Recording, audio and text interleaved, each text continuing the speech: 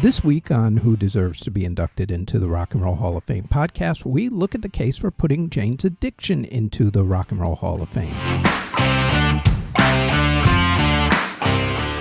This week, we look at the case for putting the Los Angeles, California alternative rock band Jane's Addiction into the Rock and Roll Hall of Fame.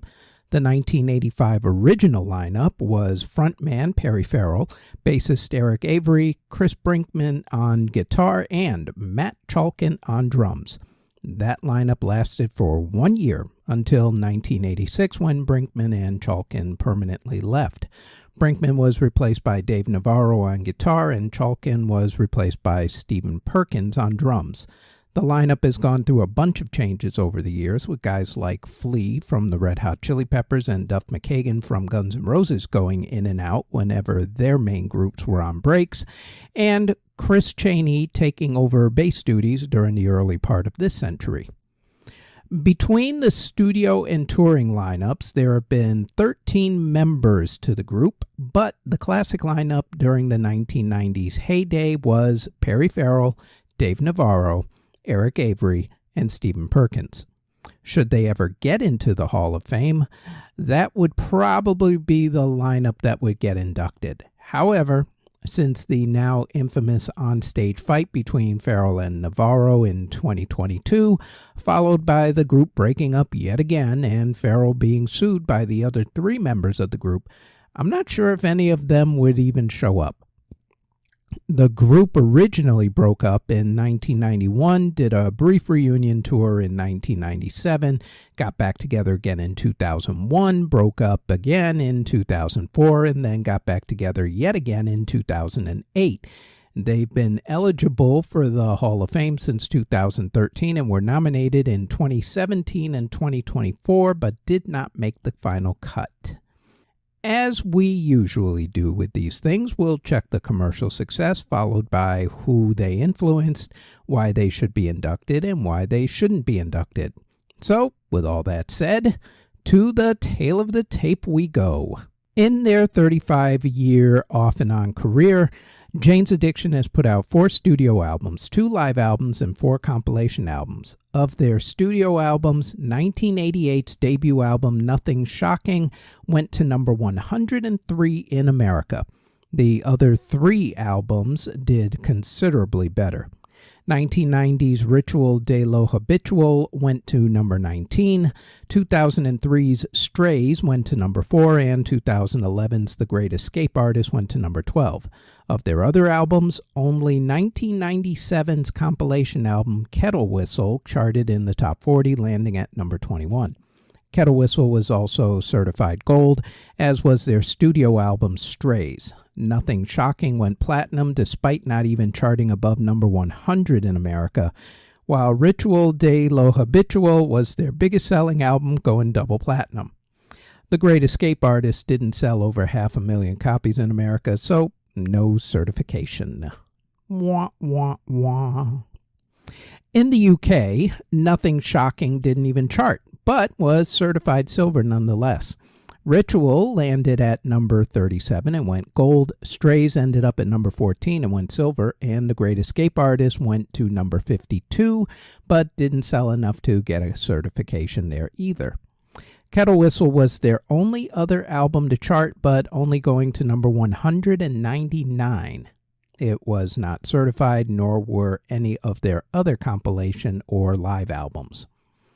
Jane's Addiction has also put out 20 singles. Of those, 11 went top 40 on the various American charts. None of their songs, though, charted on the top singles chart. Still, the band's biggest success was on the rock and alternative charts. In fact, out of those 11 songs that charted on those charts, 5 went top 10, with 3 of those going number 1. 1990's Been Caught Stealing, and also the song Stop, along with 2003's Just Because. In the UK, only 2 songs went to the top 40. Been Caught Stealing went to number 34, and Just Because went to number 14. Aside from Been Caught Stealing, Stop, and Just Because, their other popular songs include Jane Says, which was their first big hit, and True Nature. Jane's Addiction was nominated for 5 Grammy Awards, winning none, and 1 MTV Video Music Awards, winning Best Alternative Video in 1991 for Been Caught Stealing. Their album Nothing Shocking made the 2012 edition of Rolling Stone magazine's Top 500 Albums of All Time list. Their song, Been Caught Stealing, is on the Rock and Roll Hall of Fame's Songs That Shaped Rock and Roll list. Bands who were influenced by Jane's Addiction include the Smashing Pumpkins, Incubus, System of a Down, Tool, Rage Against the Machine, Korn, Limp Bizkit, Stabbing Westward, and Candlebox.